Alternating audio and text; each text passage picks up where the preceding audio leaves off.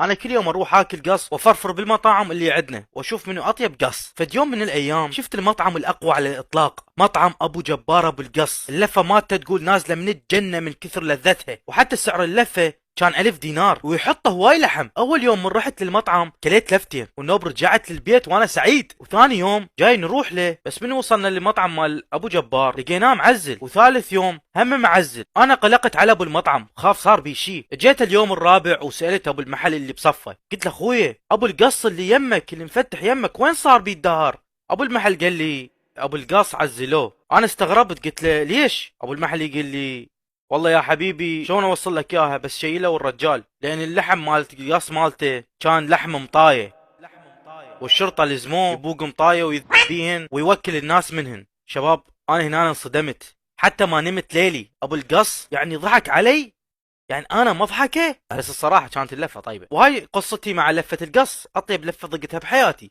مع ذلك يا اصدقائي، ولو كان اللحم مال مطايه، بس كانت اللفه طيبه وسحريه. وهاي القصه بيها عبره يا اصدقائي. احذركم لا تشترون لفه قص سعرها 1000 دينار وجوه.